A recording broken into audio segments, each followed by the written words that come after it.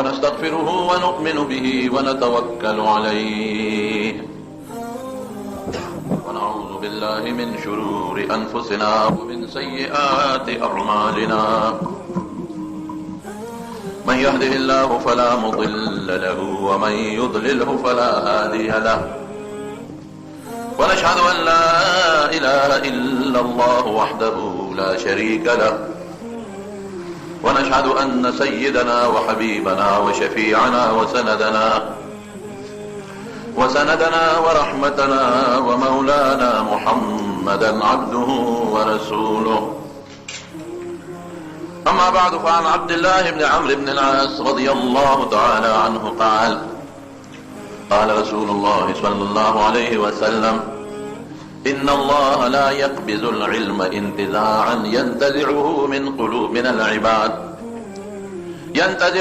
من العباد بل يقبض العلم بقبض العلماء حتى إذا لم يبق عالما اتخذ الناس رؤوسا جهالا فسئلوا فأفتوا بغير علم فضلوا وأضلوا. رواه البخاري. دا عبداللہ ابن عمرو ابن العاص رضی اللہ عنہ روایت تے بخاری شریف کتاب العلم کے چے اللہ پاک دا علم پورتکینو دا سے نہ پورتکی چے دا انسان دا زڑنے اوباسی او دا دنے ایر کی دا سے نہ کئی یو انسان چے خواریو کی دا دے انسان نا عالم جوڑ شی نو دا علم تے اللہ پاک دا سے نہ لرکی چے دیو دشی او راپاسی او امی گرزے دلی یا پوی خط اللہ تعالیٰ دا مسائل ہیر کی دا سے نکے علم اللہ پس ختمی بل یقبض العلم بقبض العلماء علم اللہ دا عالمانو پا مرک ختمی عالم مرشی دا غب سینہ کے جسم را خزانہ دا علم پرتا وطول وصر لارشی. بیا نبی علیہ السلام فرمائی چے حتی لم یبقى عالما دا سے وقت براشی چے پا مخدز مکبا عالم باتی نشی علماء برور عمری اتخذ الناس رؤوسا جهالا نو خلق بمشران چی جوڑی نو ابا جاہلانی عالم بنی دا قوم مشر با عالمنی دا وطن مشر با جاہلی دا علاقی مشر با عالمنی نا پویا بی جاہل بی دا شریعتنا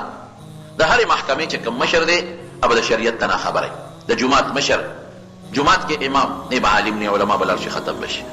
فسئلوا دی خلقنا بتپوسونا کیگی جواب بورکی بغیر علم بعلم علم بوسربینا فدولوا وادولوا پخبلم گمراہان شو خلقیم گمراہان کرا دا حضور پاک مبارک وینا رشتیا دا مارونو چی صلی نظرو کی دا علم اسباب دیر زیاد شو یو حدیث کی را دی افشو العلم والقلم اسباب بڑی زیاد دی نن سبا دا علم دمرا اسباب دی چی مخی دانو کتابونا پخوا دمرنو لکوتی سمر دی پریسون او لگیدل فوٹوسٹیٹ مشینون او لگیدل کمپیوٹر روتے انٹرنیٹ پر ذریعہ باندے علم رو خوریگی اسباب ډیر زیات شو. موبایل کې خلکو سره د دینی او اسلامی کتابونه هغه پیګوري کمپیوټر کې خلکو سره دینی اسلامی کتابونه هغه پیګوري اسباب د علم ډیر شو. علم نشته چې کم مخکې کم علم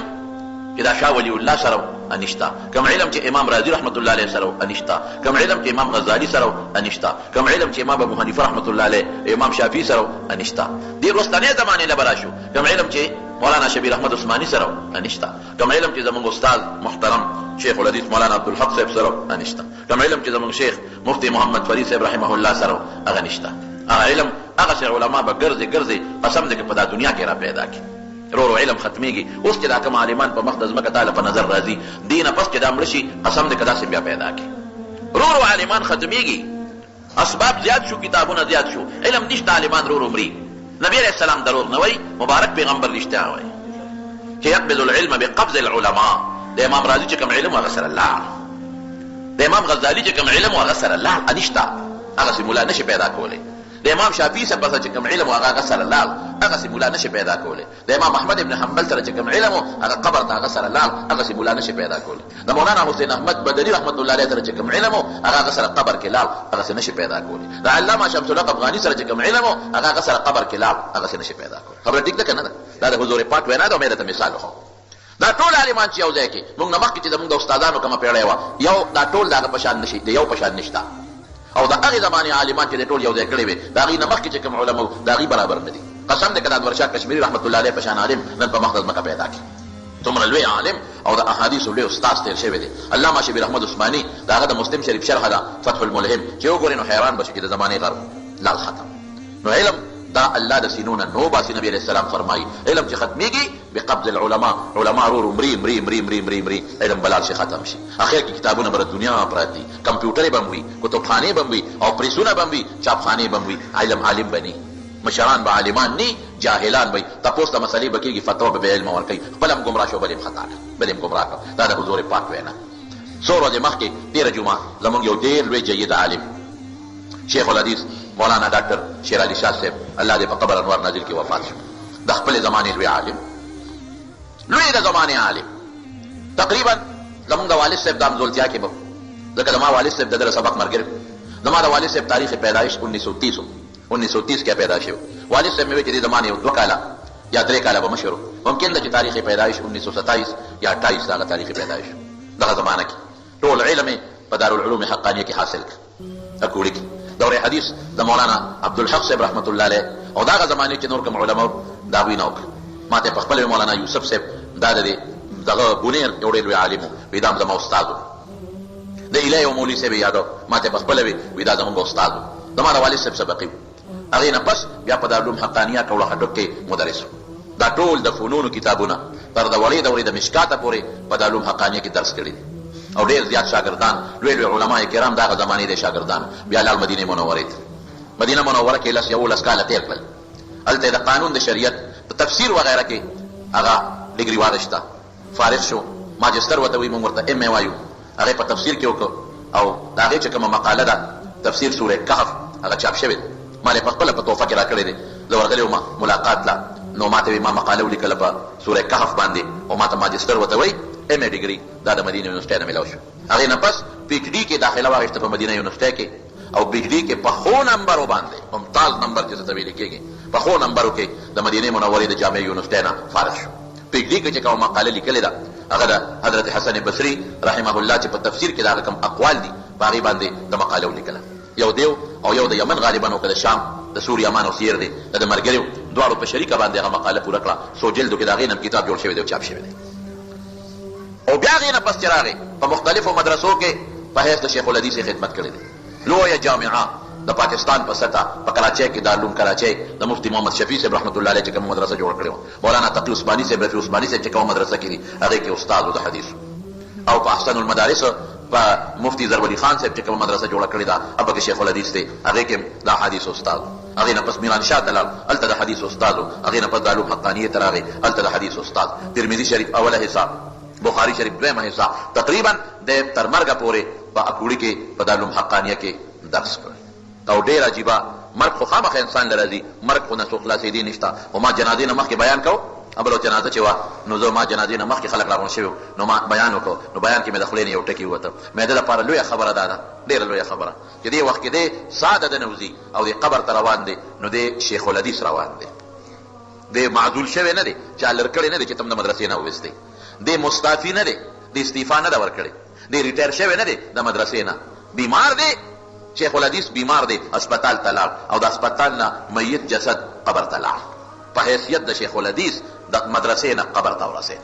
کدی ریټایر وي مونږ وایو د ریټایر شوی شیخ الحدیث دی، کدی استعفا ورکړی وي مونږ وایو د مستعفي شیخ الحدیث دی، کدی معزول چاويسته وي د مدرسې نه مونږ وایو معزول شیخ الحدیث دی. نه معزول نه دی، لکه یو سړی چې سر وزیر اعظم او مرشي او حق دغه لا استعفا نه ورکړي او نه د وزارت عظما نه تلي او قبر ته لاړ شي، نو خلک دا نه وي چې سابق وزیر اعظم مړ دی، خلک څه وایي وزیر اعظم مړ دی.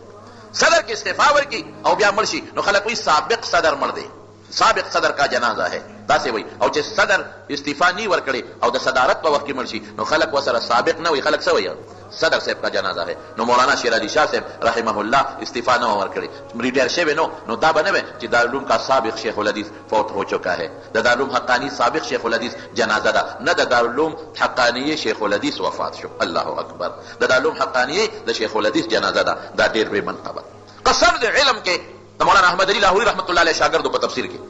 مولانا احمد علي لاهوري صاحب یو سړی تیر شوی دی، دنو حضرت شیخ شهید مولانا سنجان صاحب رحمت الله علیه دیم شاګرد پاتې شوی دی، د زمانه یو بزرګ تیر شوی دی مولانا احمد علي لاهوري، د اصل نه د سکان مور او پلار او قوم دی پکې مسلمان شو، دارالعلوم دیوبند کې لګیا دی سبق وای او دا غینه فارغ التحصیل شو. نو هلته کې په دارالعلوم دیوبند علاقه کې یو لوی سیټ و، د هغه لور پیغله شوې وه. نو سیټ صاحب وایي چې دا به زه عالم له ورکوم. چا ورته وایي چې عالم له ورکې، نو داسې وکړه چې لاړ شه دارالعلوم دیوبند ته، د هغې کې محتمم ته ووایه، نو یو جید عالم به درته وګوري، ته عالم څه پېژنې چې داسې عالم له ورکړې چې هغه خو عالم وي که. دا سیټ صاحب راغی دارالعلوم دیوبند ته، چکر یې ولګو. دا احمد علي لاهوري رحمت الله علیه دې ناست و، دې اخوا شو. محتمم له ورغی، وی زما لور پیغله ده او ځان یې ورته وښود چې د فلان کې مغې پېژنده چې دا خو د دې علاقې لوی سیټ دی او نواب دی او ډېر لوی مالدار سړی دی. زه راغلم لور مې پیغله ده او زما نیت دا دی چې عالم له ورکړم. که تاسو سره داسې یو عالم نوجوان چې هغه واده نه کړي، زه خپله لور ورته بخم. خو یاره یو هلک مې خوښ شو په دې چمن کې بار ناست دی. که ده واده نه کړی او زما لور قبلې، نو لاول دی ښه دی. که دې نه بل چا لی ورکړي. هغې چې معلومات وکړل، هغه احمد علي لاهوري رحمت الله علیه راویې غوښته، دی لا نوجوان دی. هلکه واده ته دې شوق شته؟ ولې نشته؟ دا فلانکي سیټ لور ده او ته یې خوښ شوې، تا لی نکاح باندې در کول غواړي. وی حضرت زما څه دي، ما د سیټ لور به څنګه ساتم، زما کور نشته، زما خو دغه یو جوړه جامې دي، مور پلار خو د ما نه جدا دي، اسیګان دي د مسلمان، هغې به شړلې، نه کور شته نه ور شته، هېڅ نشته، نه خپل شته نه پردی شته. سیټ وی دا هر څه زما ذمه داري ده، خو ته زما لور قبوله کړه. مفت پښتانه وي مفت شراب قاضي مسکلي دي، ډېره ښه خبره، قبوله ده. په پلانکې ورځ به راځو نکاح به تړو. مولانا احمد علي لاهوري رحمت الله علیه دا خپل حکایت بیانوي، وایي چې د نکاح ورځ شوه، زما جامې خیرنې وې. وی طالبان وایي چې دا جامې دې بدلې کړه، دا خیرنې دي، سخر به دي، د سخر رور به دي او خیان به دي، د هغې قوم به بدي ښکاري. ما ډېره ښه ما سره جامې نشته، څه واچوم؟ یو طالب وایي چې زما جوړه دا بدله درکړم. وایي ما سره یې ګپ لګاو. طالبان خو ګپ لګوي، وایي ځکه چې هغه ډېر دروند و، غټ پهلوان. ما چې که دا کمیس مې واچو، خو دا خو زه پکې ډېر کوچنی ښکارم، دا خو به رانه لستوڼې لمنې ویزان دي، دا خو د خندا جامې دي. بل طالب ویل که زه خپله جوړه در کوم، اعلی جوړه ده. وایي چې مې وکتل لکه ډېر نري و. ما وایي چې که دا پرتوګ مې واچو خو پتلون به ښکاري، او دا کمیس خو به ما کې ډېر تنګ ښکاري، یا نه دا نه اچوم. یو ما طالب مشوره راکړه چې داسې وکړه چې غسلخانې ته ننوځو، د جامې دې ووینځه، وچې به شي. وایي ما وایي چېرې دا خبره ټیک ده. غسلخانې ته ننوتم، جامې مې ووینځلې، صفا مې کړې، ومې لمبل، لنګ مې وبار راووتم او جامې نه چوڼومه چې دا به وچې شي. وایي طالبانو دوکه کړم، روز د ورځې یوه جامې نه وچېدې، کله یې داسې لقوم، کله یې داسې لقوم، کله یې هوا ته بادومه، جامې کم دې وچېږي. او طالبان نه پوهېږي خان چې ټیک شه، یا خدای څوک جامې نمجنې شوې، مې واچولې، پکې رپېدم، دې کې مې سخر راغی، د سخر رور او خیان رالل. هغې چې وکتل، او دا جوړه خو بل وزم دا چولې، نن هم دغه جوړه ده. معلومېږي دا چې د غریب هم دغه یو جوړه ده، بله نشته. او داسې رپېږي پکې لکه چې ځان یې وینځلي. نکاح شوه، نکاح نه پس واده شو، د خان د نواب لور زما کور ته راله. نو اوس خو په سبا بله ورځ جینۍ پلار کره دي، ابه په اوومه ورځ یا میاشت پس به جینۍ پلار کره تله. جینۍ چې پلار کره لاړه، نو پلار ته تپوس وکړو. نواب صاحب لور نه تپوس کوي، بیٹی اپنے نئے شوہر کو کیسے پایا؟ بچے هغه خاوند دې څنګه ومونته، څنګه دی؟ ما وی کړه دې زمانې جینۍ وه، څه به وې؟ ای بابا غر کا دې کړم، غر کا دې کړم، هیله بیله بشیر جان له دې ورکوله، بل دې څوک نه مونتل. نو هلکه وایي ته کې څه چل دی؟ په سترګو نابینا دی، خو الحمدلله حافظ دی، نیک سړی دی. دې زمانې ښځه به مورې پلاره غر کا دې کړم، ما دپاره بل څوک نو، چا له دې ورکړم؟ نه ډوډۍ شته، نارې پې تېرېږي په غریب. او د نیازبینه جینۍ چې د خان د کور نه لاړه شي غریب کور ته، واقعي سخته ژوند نه شي تېرولی. نیازبین انسان ته ژوند سخت دی. چا له دې ورکړم؟ ملا له دې ورکړم، طالب له دې ورکړم، چړې له دې ورکړم، تنګ او تنګ وې را باندې، ډوډۍ دې نه شو راکولی، جامه دې نه شو راکولی، ساتلې دې نه شو، دا خبرې به یې کولې. او ته څه وایي؟ بچې نوې خاوند دې څنګه ومونته؟ او ته وایي ای بابا ما به په دنیا کې د عالمانو نه د جنت خبرې اورېدې چې جنت ډېر د خوشحالۍ ځای دی، چینې دي پکې، ولي دي پکې، یاقوت دي او مرجان دي او میوې دي او حورې دي، غلمان، خدمتګاران، دا ټول د انسان د خوشحالۍ لپاره دي. د جنت د دې ټولو خبرو مقصد د انسان خوشحالي د سکون. بیماري پکې نشته، لاړې نشته او دسمات نشته، د خېټې غاښ درد نشته، بوډا کېدل پکې نشته، ولې دي او ستړیوالی پکې نشته، ګرمي یخني پکې نشته، معتدل موسا، هر وخت سړی خوشحاله. الله یې زموږ نصیب. نو ما به د جنت خبرې اورېدلې چې جنت د خوشحالۍ ځای دی. بابا دنیا کې ماله خدای جنت را کړی، داسې خاوند یې راله را کړی دی چې په دنیا کې جنت. مولانا احمد علي لاهوري رحمت الله علیه خو د هغه زمانې خبره کوي. نو دې به جوش کې راغی، نو څه به وی؟ وی یہ وہ وقت تھا جس وقت احمد علی نہ تھا، اب احمد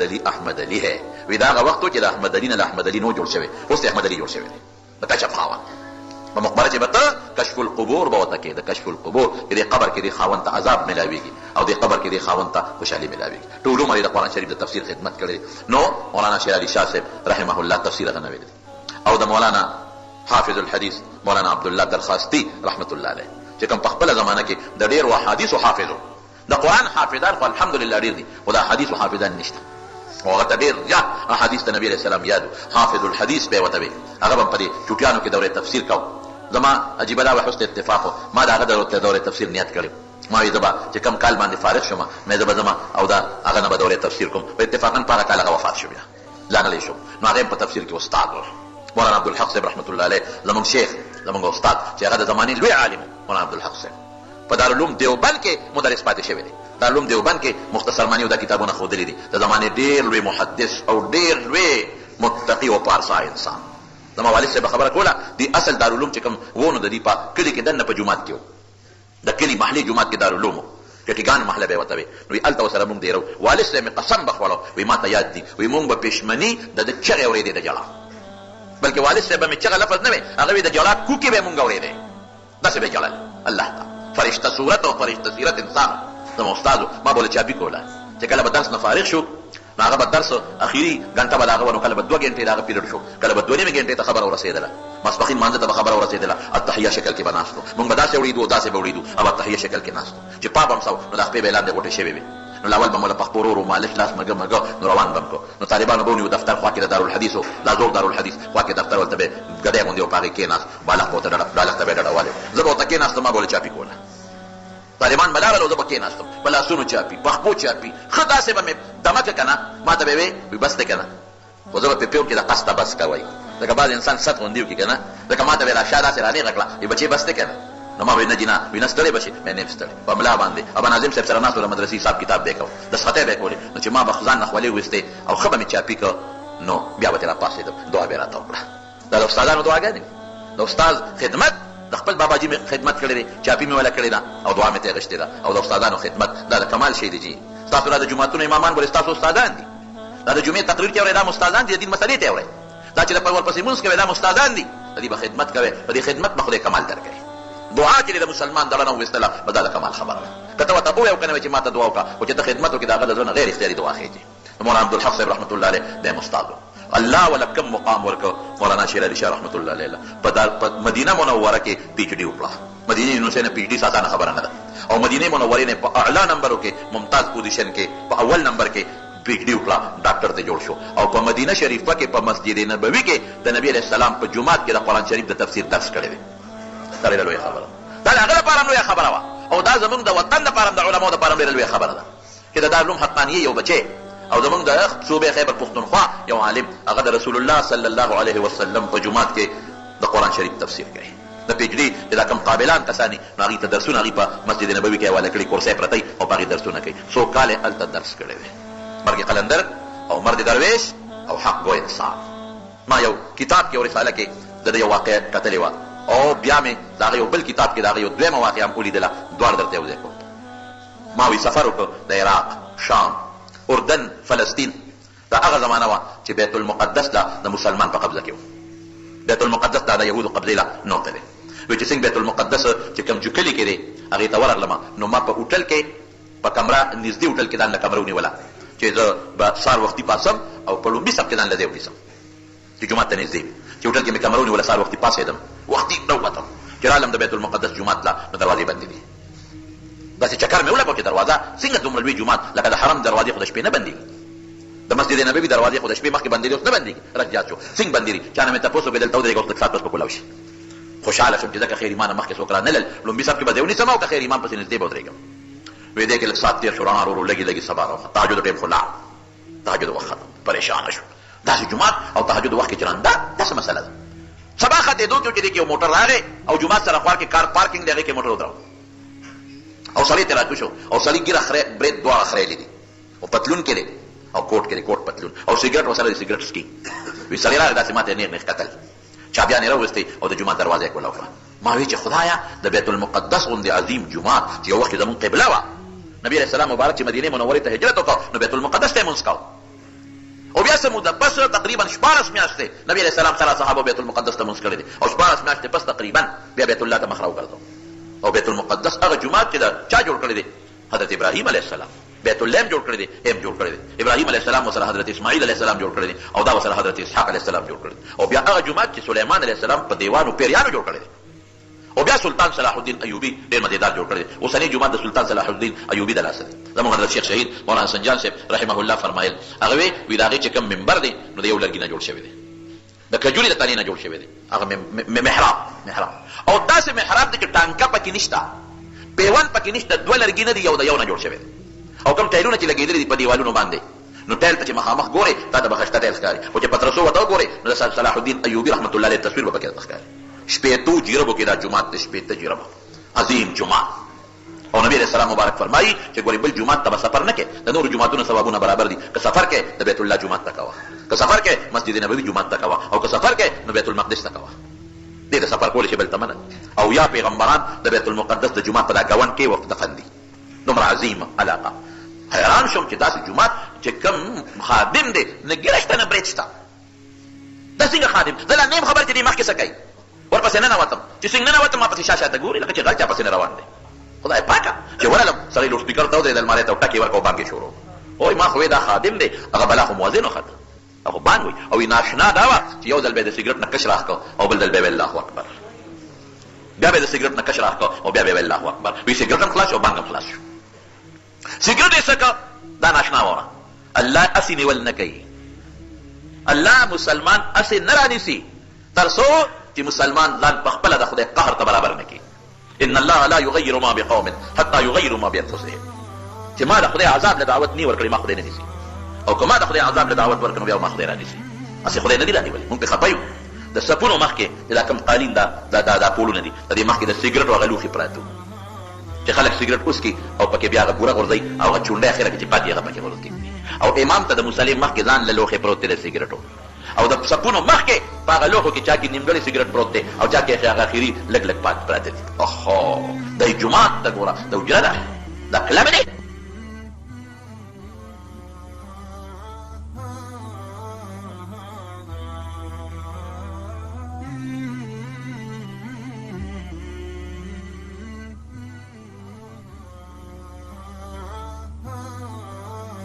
موټر بل راغی سړی ترې راکوشو چې هغه سړی مې وکته نو هغه هم ګیر خریلی برید خریلی مکمل سر تر تور نو پټکې ټوپۍ خو څه کوي ګیره برید خریلی هم پتلون کې دی شاټ او څه ورته ویلې کېږي پتلون دی اچولی دی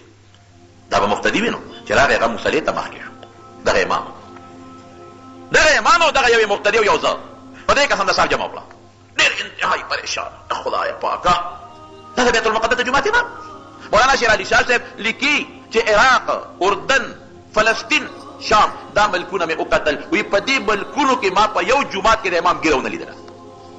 کوفه مې وکتله بصره مې وکتله کوفه بصره مې وکتله عراق مې وکتل ما په جومات د امام ګیره ونه لیدله وی په عراق کې مې صرف د دریو علماو ګیره ولیدله د هغې نومونه مې لیکلي دي د دریو عالمانو ګیره مې لیدلې ده باقي د علماو ګیرې نه وي بیت المقدس کې ګیره کم ده مصر کې اوس لږې لږې خلکو شروع کړې ګیره نشته ترکیه کې ګیره نشته وی چې لاړم هوټل ته ډېر پریشان یم بیره راغې ناشتې راوړلو دپاره وی ما ته بیره وایي چې ته یهودي خو نه ما وی کوم چې یم او کافر بشم کوم چې نیم نو د مقصد به معلومات به ونشي وی ما ورته چې په څه دی وپېژندم وی ما ته چې د یهودیانو غټې غټې ګیرې دي او تا هم ګیره پرېښې ما وی انا لله و انا الیه راجعون نن په ګیره چې د چا ده نو هغه ته مسلمان یهودي وایي مې لکه ته مسلمان یې یو زه مسلمان یم ښه نو ګیره د یهودي نښه ده او دلته یهودیانو سږي هغې غټې غټې ګیرې پرېښې دي خیر دا خو مسله خلاصه شوه بیا چې وروسته را روان یم جومات ته د ماسپښین نو یو شل پنځه کسان بیا وو یو شل پنځه دېرش کسان د ماسپښین یا د مازدیګر په جمع کې وو لیکن اس وکړو هم د دې ښار نه هغه حج له څوک قافلې وه دا تلل دا دی پې د مانځه ټایم راغلی و حج له قافله تله د مانځه ټایم پې راغلی وي چې بار راوتم په لاره تلم د یو دوکان نه راپسې یو نوجوان اواز وکړ شیخ شیر علي شاه صاحب وایي دوکان نه یو هلک اواز وکړ وي ما ته وایي ای سیکا یا سیخ یا سیخ ای سیکا او خدایا غلی شو خو دله څه جواب ورکوي وایي هغه بیا د ټوکو نه اواز وکړه ملنډې کوي سخریه کوي مسخره کوي ای سیکا یا سیخ په نیولی شم چې که دله جواب ورکوې زه خو میلمه مسافر یم د بل وطن دا وطني دی جنګ به جوړ شي جګړه به جوړه شي دی خو ما پورې استهزا کوي ما پورې ټوکې کوي نو زه وایم مثلا چې څه جنجال جوړ نه شي بیا غلی شم په درېیم ځل راپسې بیا دې دوکاندار اواز وکړ یا سیخ ای سیکا وایي ټیک نه شو راوګرځېدم چې راوګرځېدم دوکاندار له ورغلم وایي ما ورته وایي چې ته مسلمان یې انت مسلمان وایي راته وایي چې الحمدلله انا مسلمون زه مسلمان یم وایي ما ورته وایي چې دا ما ته دې سیک ولې وایي وایي ګیره دې ده سیکانو په شان ګیره دې ده الله وی عراق کې روانو د یو دروازې د جومات مخکې عراق کې روانو د یو جومات د دروازې مخکې یو کتاب یې لیکلی دی مکانة اللحیه هغې کې دا واقع لیکلی دا مخکنۍ واقع مې بله رساله کې کتلې وه دا چې ته اوسنی ویم عراق کې روانو ما نو یو سړي مونږ پسې چغې والي یو زوم او دوه دي که درې علما را سره نور دي زمونږ غټې غټې ګیرې دي. هغه راپسې څه چغه وویله، وایي هغه وایي چې ای خلکه د دې خلکو دې ګیرو ته وګورئ، دا چې په لاره باندې روان دي زمونږ دا څه ورته وایي دا کمیټي بلدیه ورته هغې وایي، زمونږ د بلدیې د کمیټۍ د جاروګانو نه هم غټې ګیرې دي. زمونږ د کمیټۍ د جاروګان هغه په ولاړه چې په جارو کوي د هغې نه هم غټې ګیرې دي. ډېر لوی افسوس راغی. هغې پسې ورغلو، هغې ته مونږ ووایي تاسو د پیغمبر سنت پورې ټوکې کوئ، استهزا کوئ. وایي خیر دی لږ ته مونږ وایي چې د بیت المقدس والا لږ ته مسلمان یې دا ولې دې ما ته درې ځله اواز وکړو سیک ته راته ووایي. وایي چې یاره ما د خپل پلار نه اورېدلي دي چې جنګ عظیم کې دلته انګریزان راغلي، نو هغې سره یو قوم او غټې غټې ګیرې وې سیکان، هغې ته به سیکان وې. نو چې ما تا ته وکتل د پلار خبره راته رایاده شوه، نو ما ځکه تا له اواز د سیک درکړ. وایي ما وایي چې انا لله و انا الیه راجعون. افسوس ته عربي بچې یې عربي او تا د خپل پیغمبر سنت نه دی معلوم. ته نه خبر چې ګیره د پیغمبر علیه السلام سنت ده، طریقه واجبه ده ګیره پرېښودل. ته نه خبر وایي چې څه دلیل دی؟ ما ته د نبي اسلام حدیث وویل چې نبي علیه السلام مبارک فرمایي وفر اللحا، اوف اللحا ګیره چې ده نو ګاڼه کې جزء الشوارب برېتلان کې. دا د پیغمبر مبارک حدیث دی چې سړي ته مې خبرې وکړې، مې چې ډېر افسوس دی چې د پلار خبره خو درته یاده ده، د پیغمبر خبره درته یاده نه ده. او پلار درته دا نه ویلي چې د انګریزانو شکلونه څنګه وو، د سیکانو یې درته یاد کړل. دی درته نه ویلي چې د انګریزان برېت هم خریلي وو او ګیرې هم خریلې وو، پتلونونه یې چول. دی نه ویلي، صرف هغه سیک پورې خندا کې هغه سیکانو سره چې کوم انګریزانو هغه شکل یې نه خولي چې دا هغه شکل جوړ کړی. نن دې پتلونه چولې د انګریز په شان، نن دې ټایه چولې انګریز په شان، نن دې کوټه چولې انګریز په شان، نن دې برېت خریلي د انګریز په شان، نن دې ګیره خریلې د انګریز په شان، نن دې سر پرېښی د انګریز په شان. نو دا شرم نه دی؟ بیت المقدس کې اوسېږي، پیغمبرانو په ځمکه اوسېږي، ته مسلمان ځان ته وې د پیغمبر صاحب سنت ته نه خبر او چې بل پرېښی د هغه پورې استهزا کوې. تا ته پلار دا نه ویلې چې سیکان یوازې ګیره نه پرېږدي برېت هم پرېږدي، سیکان سر هم نه خرئ، سیکان د وجود نه یو ویښته هم نه کټ کوي، او سیکان دلته یو پټ په سر دا مخصوص نشان دی. ته دی راته نه ویلې؟ وایي بس سړی ملامته شو، نور خلک هم راغونډ شو. وایي چې سامح یا شیخ دې سره بدګزاره وکړه، نرمي ورسره وکړه، پوه نه شو. ویې لکه مې چې معافي غواړم، معافي غواړم. زما وروڼو نن سبا دلته هم ګورې دا رواج شروع دی، نن سبا دلته هم پټکي پورې خلک خاندي، پټکي نه شي په سرونی. نن سبا دلته هم ګیرې پورې خلک خاندي، نن سبا دلته هم سنت لباس پورې خلک خاندي. هغه خلکو خندا وکړه، هغې خلکو د انګریز سره ځان مشابه کړ، رب العالمین تباه کړل که نه. هغه بیت المقدس جومات نن په میانځ نیم دی، نیم کې د یهودیانو عبادت خانه ده، غوټ نیم، باقي نیم چې د هغوی څوک مسلمانان خوښې پرېږدي په لار سیکورټي والا ناست په دروازه کې او چې نه خوښ نه پرېږدي.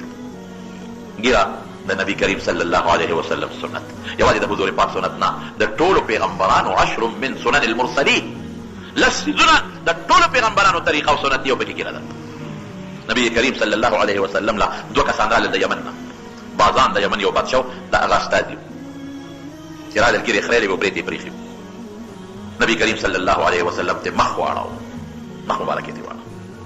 او طریقه محمدیه کې مې یو قول لیدلی ډېر مخکې چې اوس هم کوم سړی ګیر خریلی د حضور پاک قبر مبارک ته مخامخ ودرېږي او سلام ته اچوي، نو نبي علیه السلام ته په قبر مبارک کې مخ بل طرف ته اړوي. دومره خطرناک شی. بازان د طرف نه دا 2 استازي راغلل، نبي علیه ګیرې خریلې وو، برېت یې پرېښي وو، حضور پاک مبارک ته مخ بل طرف ته واړو. هغوی به بیا راته وشو، استازو ته څوک غږ نه کوي.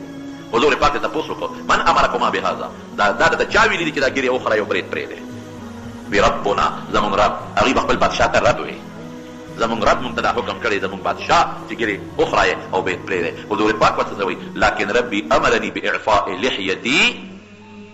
ما ته خپل رب حکم کړی دی باعفاء لحیتي چې د خپله ګیره ګڼه کم، و احفاء شاربي او برېت واړه کم. ما ته خپل رب خو دا حکم کړی دی، تا ته خپل رب دا حکم کړی دی، ستا بادشاه ما ته خپل رب دا حکم کړی دی اعفاء لحیتي چې د ګیره ګڼه کم، ګڼول ګورې غټول او برېت واړه کم. یو بل سړی نبی کریم صلی الله علیه وسلم مجوسی و، مجوسی دی مجوسی، حضور پاک له راغی، هغه هم ګیره خریلې ده، هغه هم ګیره خریلې ده او برېت یې پرېښي دي. نبی کریم صلی الله علیه وسلم دا هغه هم دقه تپوس وکړو بما هذا، دا څه دي؟ دا ګیره دې ولې خریلې ده او دا برېت دې ولې پرېښي دي؟ دا ولې؟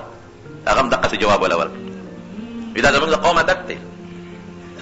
دا زمونږ د قوم خوښه ده. نبی کریم صلی الله علیه وسلم فرمایي وي زما خو داسې نه ده خوښه، زما خو دا خوښه ده چې ګیرې مې دې غټې وي او برېتان دې واړې.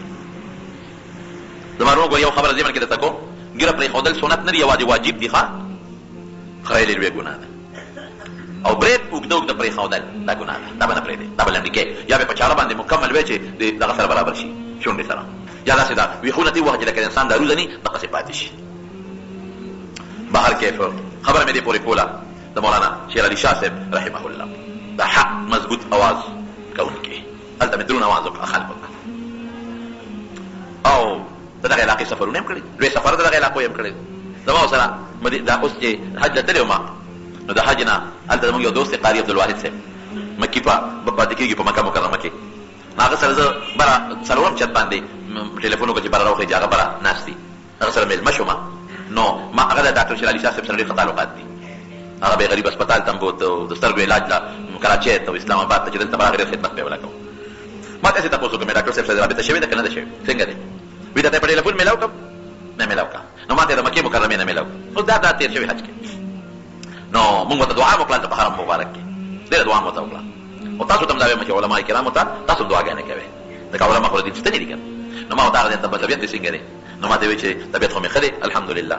او مې درس ته ځای که نه دي او درس ته خو د اختر نه مخکې روان شم یو څو درسونه لاړم ما خدای له نیت کړی و چې د درس نه کوم په مولانا سمیع الحق صاحب دامت برکاته هم هغه یادو چې هغه وایي چې نه که یو حدیث دی که دوی خو راځه خپل درس کوه نو ما ورته وویې مجید امام دله دا مشوره ده درس مه پرېږده یو حدیث وایه نیم وایه خو زه خامخا وی ښه او زما د والد صاحب سره ډېر نږدې تعلق پاتې شوی دی سبقیان یو ناشنا خبر درته وکړم دې متعلقه زما متعلق په دې میرآباد کې په 2002 کې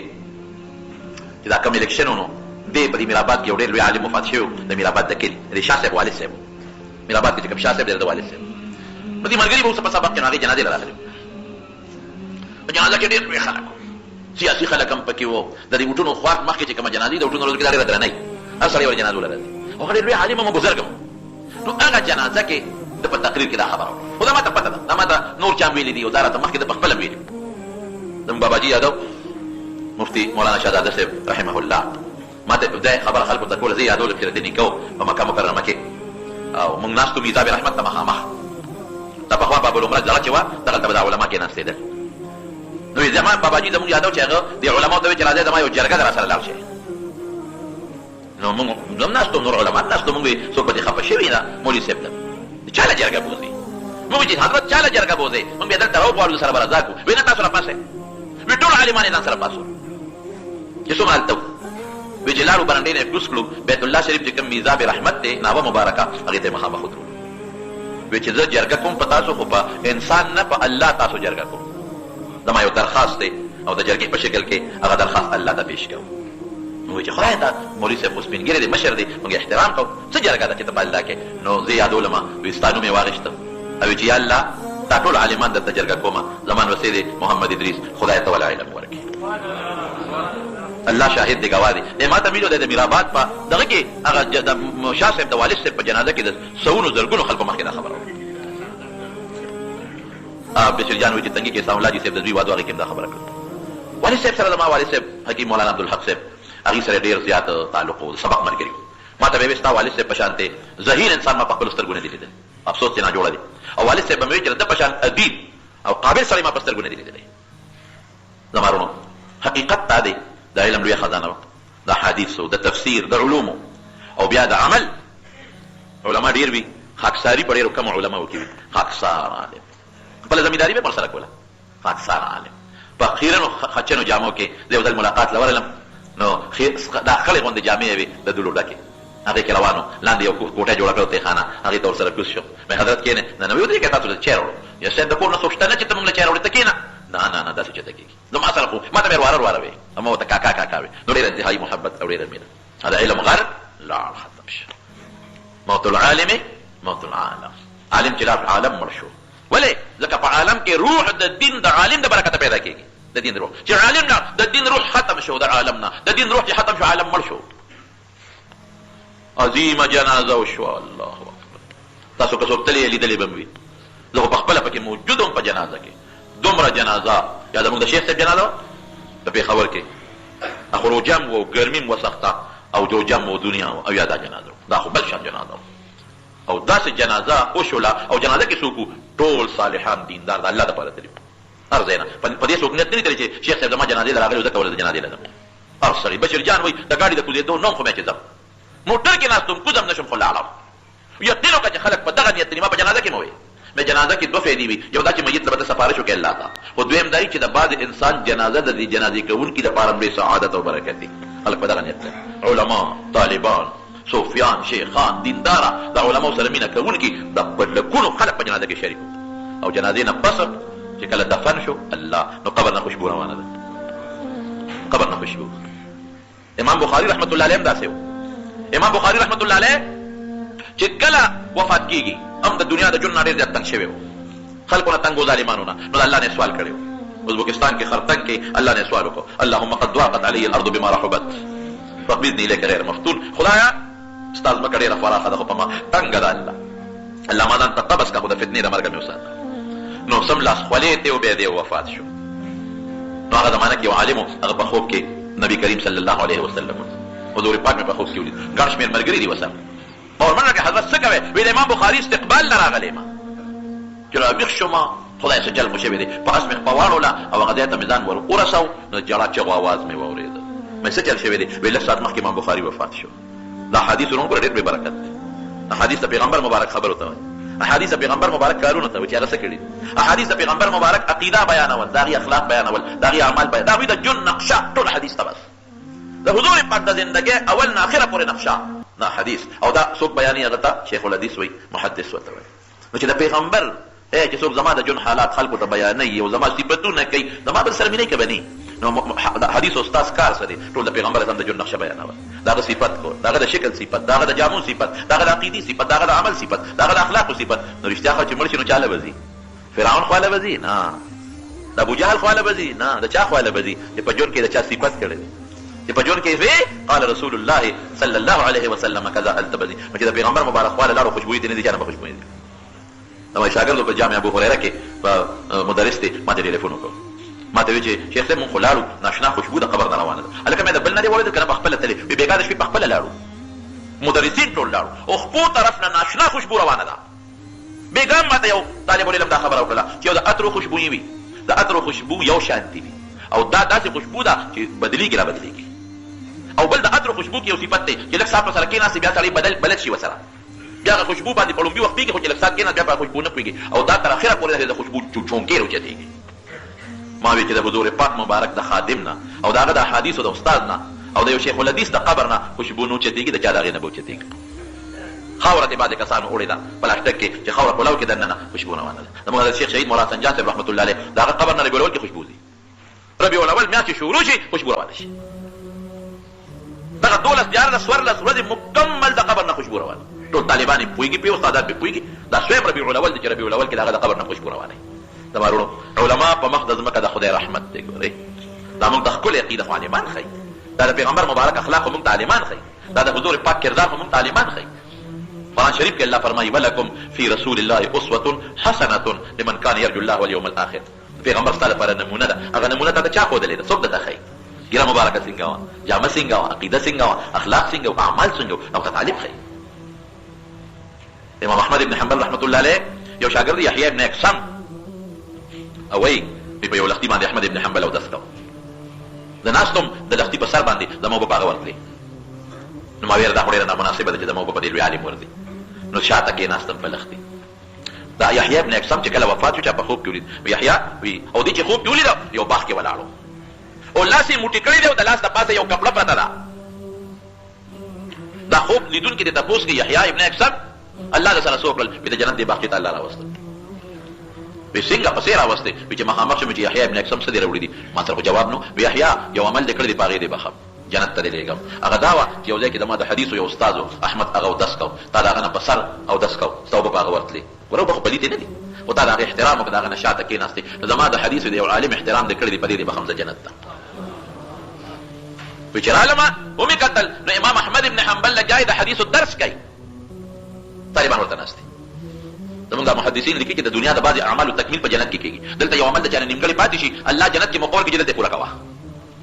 نبی علیه السلام فرمایي موسی علیه السلام یې قبر کې ولید چې مونځ یې کوه. یا د رسول الله مبارک بچی د ابراهیم د هغه متعلق نبی علیه السلام فرمایي ان له مرضعا فی الجنه، جنت کې به ولا یو رضاعي مور پی ورکوي. نو جنت کې خو چې ماشوم په دنیا کې مړ شي خو مسلمان مور پلار اخو نیغ په نیغه ځوان او بالغ جنت ته ځي، نه د هغه د دې بیو تکمیل خدای په جنت کې کوي. احمد ابن حنبل دلته د حدیثو درس کوه، هلته هم خدای کېناو په جنت کې چې درس حدیث کوه. طالبان ورته ناست الله به ورته فرشتې کېنولې یا د مسلمانانو روحونه. یحیی ابن اقسم وایي چې څنګه ودرېدم دې د حدیثو درس کوي نو یو حوره وه هغې سره په ځولۍ کې هیرې جواهرات او ملغلرې وې، ځولۍ پې داسې وشیندله هغه یو چمک او برېښنا وکړه وی یو ملغلره مې د لاس دراله دا د لاس کې مې نیولې ده او څادر مې پرې اچولی د مارونو علما په مخ د ځمکه د خدای رحمت دی خدای چې پتا پیژني عالم به پیژني بیا د حدیث استاد دا د پیغمبر علیه السلام جانشین دی د هغه په مصلی ناست دی د هغه مبارکه حدیث امت ته رسوي او ژبه یې ټوله ورځ د رسول الله په خبرو باندې ګرځي د علماو وجود رحمت او چې عالم د مخ د ځمکې نه لاړ نبي علیه السلام فرمایي ما د مخکې حدیث عبد الله بن عمرو العاص بخاري کې دی قال رسول الله صلى الله عليه وسلم ان الله لا يقبض العلم انتزاعا ينتزعه من العباد چې خدای پاک علم د بندگانو نه داسې نو باسي چې زړه نه لري کی بس د شپې ودي عالم او سات پاسي او علم تیری بعد وخت داسې کیږي خو کله کله هغه د دنیا د عارضه او د بیماری د وجه نه کیږي بل يقبض العلم بقبض العلماء علم پس ختمي د علماء په مرګ باندې حتى اذا لم يبقى عالما عالمان برور عمري عالم بپاتې نشي اتخذ الناس رؤوسا جهالا خلق بخپل مشران جاهلان جوړ علم باندې فسئلوا اغينا بتپوسونه کیږي فتوی باور کوي فدولوا وادولوا بخپل ګمراهان خلق ګمراهان علماء ولا دعا کوي ښا او یې حضور پاک وي وی علماء د پاره په سړو کې میږي دعاګانې کوي او په دریاب کې کمان ورله دعاګانې کوي ولې هغه ته پته کې زمون تعلق د عالم سره دی که عالم لا